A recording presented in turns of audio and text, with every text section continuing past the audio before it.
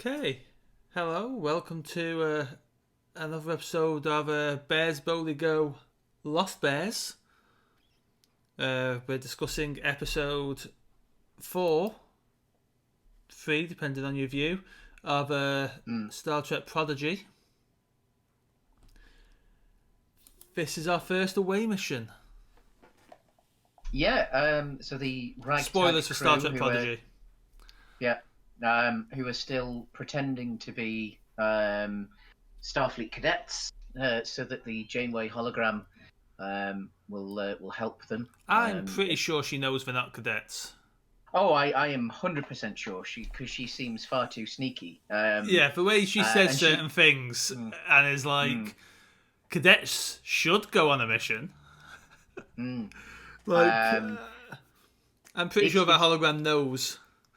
Yeah, the Janeway hologram has been well programmed to be as Janeway as she possibly can be. Yeah. And as such, you totally get the feeling that this hologram is doing her absolute best to try and help them. And she probably knows that she needs to pretend to be a bit more robotic. Yeah. And programmed to set them at ease, at least in the short term. And of course, narratively speaking, it helps, for the story. It would help for the newer, younger Star Trek audience that we've talked about before, who don't necessarily understand the backstory and the nuances, and like the Doctor in Voyager. So it's perfectly fine. Obviously, for us older folk who are watching it, who I imagine there's many parents watching this. The episode is called kids. Dreamcatcher, by the way. We didn't say the name of the episode. I mean, we do that quite a lot. So, but yeah, episode 4. It is definitely episode 4. Obviously, the first episode was a 1 double and 2. Episode. So yeah, on they're going through space, as you do in Star Trek. And they find readings for an M-class planet. And of course, M-class planets are ones that are suitable for most forms of life. It's what Earth is, and Earth-like planets. As you go up the alphabet, it gets hotter, and I think, is it colder? As you go one direction, it gets hotter, and as you go the other direction, it gets colder. And is that where it comes from? Like M is the middle point, and pretty much, yeah. Didn't know that. So, I just thought it was arbitrary letters. No, it's literally just on a scale. We have seen Star Trek where they've gone to L and N class planets, which humans can live on, but it would be the same as, say, living in extreme deserts or living in either of the poles. Living on Tatooine or Hoth. That sort of thing, yeah. Because, as we know, planets in the Star Wars universe only have one climate. Yes. Which, I mean, in theory, is possible, obviously. Yeah. So it's or one-ish climate, anyway. As we all know, sand, it sucks. It does. It gets everywhere. And it's coarse. And then you have to kill children. That's what happens with sand. Don't live by the beach, people. Why we're on Star Wars, actually. Yeah. Can I just congratulate Kathleen Kennedy on being fired so much? She's now working for another 3 years. Yeah. She's done such a good job of being fired that she's and I imagine they're paying her more as well. One would imagine so, yeah. It probably isn't just a case of being rehired. It's probably a case of like, hi, have some more cash. So, probably even shares. Yeah, but like we digress. Anyway,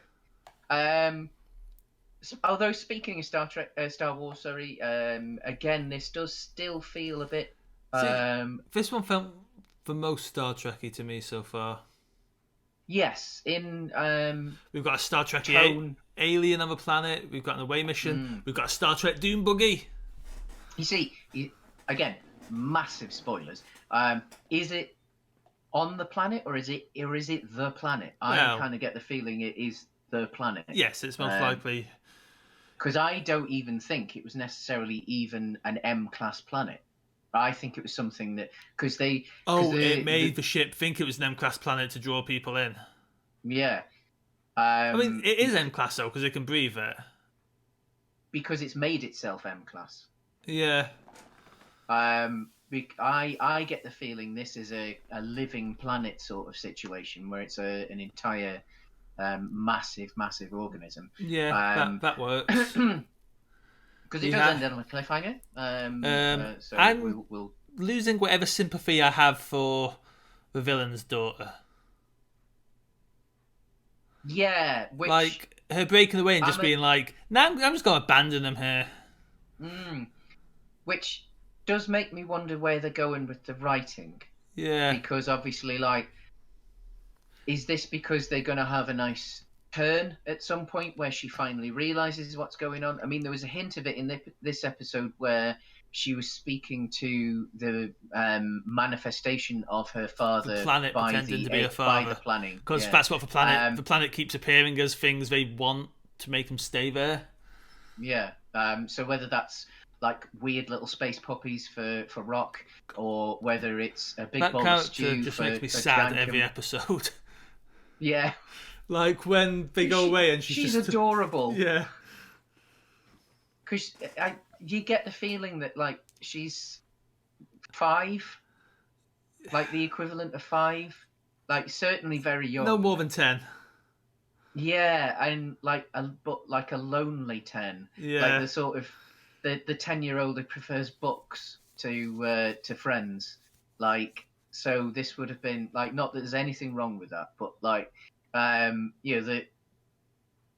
has finally got a taste of socializing properly, and then like everyone buggers off. Yeah. Like it's like that was very much the like like and I think it's because our two leads, if we count in like the villain's daughter and the cap. Yeah.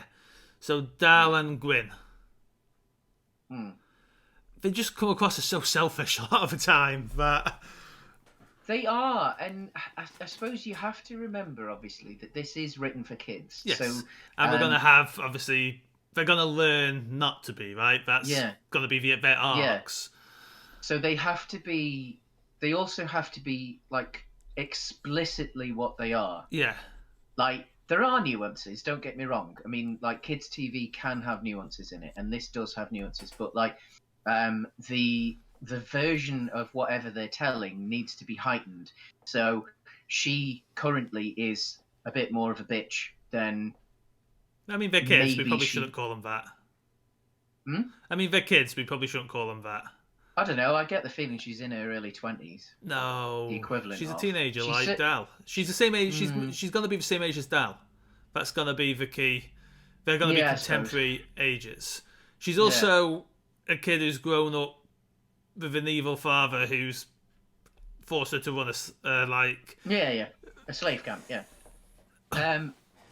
But I mean, obviously, there was a hint of her realizing that maybe that like she was on the wrong side when the planet did pretend to be her dad, because the planet was making her dad seem nice, and it was because he was nice that she realized, oh, hang on, this isn't dad. Yeah. So there's that little taste there that, like, obviously once the rest of the crew start to turn and are nice to her, which is starting with oh God, what's the blob called? Oh, is it Murph? Murph, yeah. I like Murph. I like Murph. I like the implication that Murph knows exactly what's going on as well. But he's a fully intelligent creature. He just can't communicate in the same way as. He just can't communicate and just likes to eat. Yeah. Like, I mean, if but as she points out, he's smarter than he looks, doesn't? Yeah. I mean, the thing is, like, it could very well be, Star Trek being Star Trek, that Murph is an allegory for someone that's potentially on like the autism spectrum or something like that. That it's someone who literally can't communicate for whatever reasons. I mean, we'll see where it goes, obviously, but it's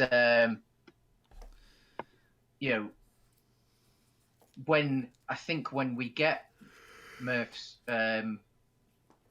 reveal that they are significantly more intelligent. Yeah. It's it was a nice bit of character build. Obviously, we don't know where we're going next week. No, we do end on the cliffhanger. Because we do end up on a cliffhanger, almost literally. The ship seemingly destroyed.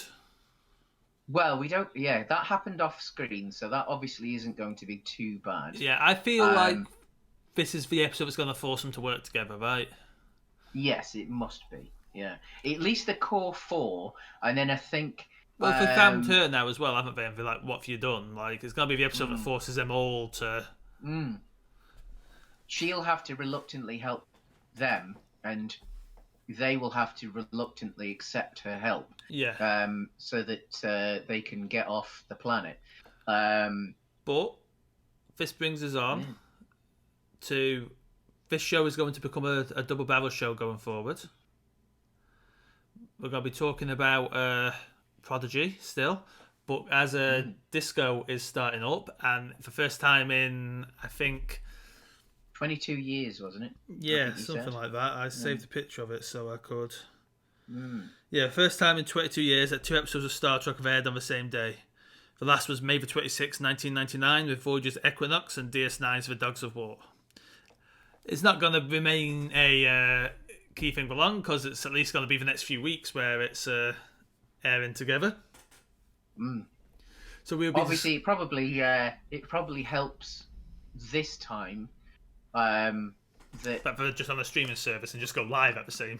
Well, no, I was more actually thinking that because Prodigy is a Nickelodeon show, it just happens that Nickelodeon have put Prodigy on the day that the Paramount Plus will also. Oh no, be it goes up on Paramount Plus at the same time. Oh, does it now? It's on. Right, okay. It's on Nickelodeon and Paramount Plus. Oh, that's cool. That's cool. But yeah, I'm rather looking forward to Disco. It does obviously look like it's going to be more event TV. I've been inclined to say it maybe hasn't gone on Nickelodeon yet. Really? I think that was the original plan, but Paramount Plus wants content, so. Yeah.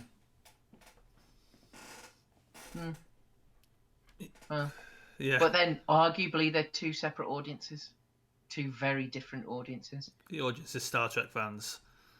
Well, yes, but it also has the audience of kids as well, and that is the prime audience that makes it aim for. But let's be fair, we're sitting here watching it, right? Like, oh yeah. But I mean, that's what I'm saying. That like in theory, it could be 2 different audiences, as we've discussed before. This is my first Star Trek. What sense? There might be 2 different audiences of not Star Trek fans. Like, remove Star Trek fans from the equation, and Discovery and Prodigy have different audiences. Yeah. But Star Trek fans are probably watching. Yes, yeah. Both. Yeah, don't disagree with that at all. But yeah, Disco, season 4. Yes. Starts this Thursday for Americans, Friday for us. Yeah. We are still very far into the future. Obviously, I think they'll stay there. Trying to piece back together the Federation. They've got a strange anomaly, which we don't know what it is. Captain Michael Burnham now, yeah. How long until she does something that puts everyone in danger? 4 minutes, I'm guessing. Yeah. Why we said that? Why we were saying earlier, open with a Bond style, like the end of the previous mission. Yeah. For all her talk of like, oh yeah, family, like she's not a team player. No, she isn't. Yeah. We have tailor opposite videos today. I'm super dark and you're super bright. Well, I am sat facing the window today, which even though it is somewhat overcast. My problem is obviously I sit with a window kind of behind me, so it makes me. Yeah. I need to get a light source for here. Yes, you do. Might get a ring light from work. From the nondescript generic supermarket that you work at. Yes. Yeah. Might not even be a supermarket. Could work in an office. Could be a builder. No one knows. Maybe this is my job. He works in a supermarket. So, yeah. As do I. They're different. But we're getting Lieutenant Tilly. Finally getting the promotion up from ensign. Poor old Harry Kim, still never been promoted. Oh, I bet he has by now. Like, I mean, most of season 7 is justifying why Harry Kim's still an ensign. And Harry Kim being very patient with it and fully realizing that he's he is more than an ensign, but obviously because there's so few command positions, it would be literally pointless promoting him to lieutenant without being that it's just one ship. But yeah, obviously it's a big strange anomaly this time, as opposed to what looks to be a more tangible villain, shall we say, in the previous ones. So that'll be interesting to see what happens with that. I don't know. It was a big strange anomaly last time. It was what we thought was going to... Well, it wasn't an anomaly. It was something had happened, but we didn't know what had happened, and then it turned out to be a giant shouty space baby. So, like... Discovery is weird. It is, yeah. But yeah, I'm looking forward to it. Yeah, are we going to see more of the overarching AI story, potentially? Because obviously that's got to come back at some point, especially if they are planning on having... That's us assuming they're doing that, though. It's worth noting. Well, yeah. I mean, they had said at one point they were going to. Whether they've doubled back on that, I don't know. Especially with international distribution of the various shows on different platforms. But everyone... Paramount Plus launches in the UK sometime next year. Yeah, but that's just the UK. I'm talking worldwide. But no, not just the UK. Paramount Plus launches various places worldwide next year. I said the UK because that's what's relevant to us. But to us, horrible little gammon country. Yes. But yeah, on that note, join us for Prodigy and Discovery next week. Next week, yeah, where we will find out the conclusion to our cliffhanger, and we will find out what the hell's going on in Discovery.